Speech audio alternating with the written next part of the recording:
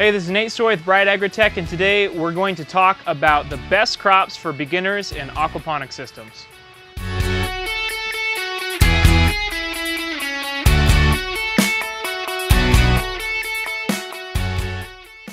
So what crops to start with is one of the most common questions for beginning aquaponic growers. And it's kind of a complicated question, right? You've got climate concerns, you have, growing space concerns. All of these things are things you should be thinking about. But just about in just about any case, just about any scenario, we can recommend a few crops to start with. One of them is bok choy. So right here you see towers of bok choy growing, and this is a plant in the mustard family. Most of the mustards do really well in aquaponic systems, but we really like bok choy because it grows in hot weather, it grows in relatively cold weather, and it produces really nice yields for us. So this is what bok choy looks like growing in towers. We're going to walk around and look at a few other greens crops, herbs crops, and fruiting crops. Lettuce is another crop that grows really well in these systems right off the bat. The one concern with lettuce is that it can have some bug issues, so keep that in mind before you start growing it. Know how you're going to control things like aphids. But this is a romaine here, and we grow a lot of romaine, and we grow some butterhead. One of our more recent lettuce varieties that we really like is one called Amish deer tongue, and it grows really nicely in towers. It's got good flavor, and it's a great heirloom variety of lettuce. Swiss chard is another really great crop. It's really nutrient dense, and people really love it. It's got a great flavor. I will say though that it prefers cooler weather to warmer weather. Another nice thing about Swiss chard is that you can do multiple harvests. So here you can see that we've harvested off of these towers for a while now, and we just keep on cutting away the outside stalks, the outside leaves, and kind of the inner crown, the core of the plant just keeps on growing. So that's a really nice aspect to crops like Swiss chard. Kale can be a really nice crop for towers as well. Here we've got some good Tuscan kale, and this has been growing for a little while. Most of this we send out through our CSA. So it allows us to just pick off the outer leaves, let the main stalk keep growing, and we can get a lot of harvest out of this kale over the coming weeks and even months. So another crop that we really like are collard greens, and you can see we've been growing these here for a while. We've been sending these out through our CSA, so we're just picking off the outside leaves and letting kind of that main stalk keep growing. And these honestly we've been harvesting on for several months now. So it's a great crop. It's very nutrient dense. It's healthy, it's delicious, and it's just an all-around great crop for hot weather, cold weather, just about any kind of weather really. And so this is a great crop for beginning aquaponic growers. Fennel is a great herb for beginners. Now I will say that it has a really large stature, and you can kind of see how crazy these towers are getting here. But it's a large statured herb, but it's really delicious. Now if you like fennel tops, you can harvest the fennel tops for a while without actually harvesting the bulb. This is the bulb down here. It's not a true bulb, but you get the idea. It's just an all-around great herb.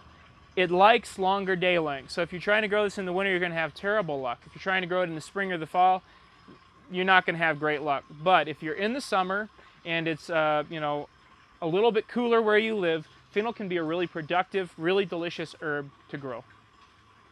So there are a lot of herbs that beginning growers, whether you're hydroponic or aquaponic, can grow. They can be really delicious additions to your dishes, and they can supplement the flavors of your greens and your other crops really nicely. Basil is one of those. This is not, I would say, an easy crop to grow necessarily, but it's well worth the effort.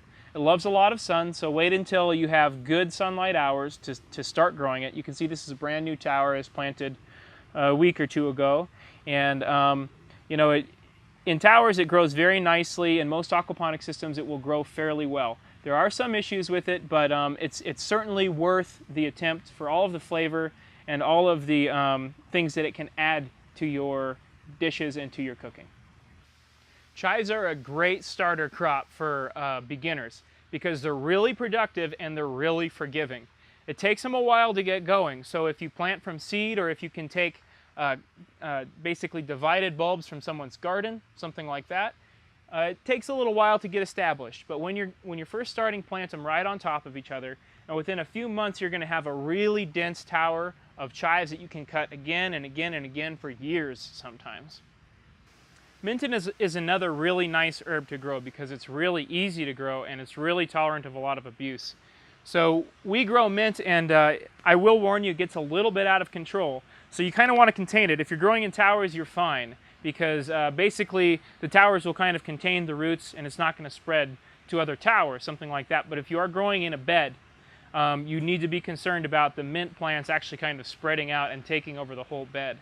So it's a very simple crop to grow. It's very tolerant of a lot of different water conditions. And if you drink a lot of mint juleps or a lot of tea, it's worth growing a number of plants of mint in just about any beginning hydro or aquaponic setup. One of the last herbs that I always recommend to beginning growers is, of course, parsley. And this is an Italian big leaf. It's really delicious stuff. It's good in a lot of different dishes, kind of like basil. So it grows really nicely. It's pretty easy to grow. It's tolerant of cool weather, of relatively warm weather. You do got to watch it. It does like to kind of go to flower and go to seed on occasion, especially once it gets real hot. But by and large, it's a really nice herb that grows very well in towers as well as conventional aquaponic systems. So a lot of beginning growers, whether aquaponic or hydroponic, have questions about fruiting crops, things like strawberries and cucumbers and tomatoes. By and large, I tell folks to stay away from things like tomatoes and cucumbers. But as you can see here, we're growing a few strawberries. These were actually just planted about a week and a half ago, and they're coming along really nicely for their age. But strawberries grow pretty well. They grow really nicely in these towers, and they don't get so full-statured that they become a problem. And they're also not quite the nutrient hogs that things like tomatoes are. So even though I know you want to put tomatoes in as a beginning grower, I would recommend you stay away from tomatoes. Learn on the crops that we've gone through today. Learn on things like greens and herbs, and if you got to do something fruiting, maybe try something like strawberries. So stay away from those really nutrient-demanding crops like tomatoes, cucumbers, and of course those kind of large-statured vining crops. So I hope this was all really useful to you today. If you have any questions, please feel free to post them below. Also subscribe and check out the Vertical Food blog. For most hobbyists, you're buying mixed fertilizer solutions. So you're buying a liquid mix. And a good example of it would be something like this stuff.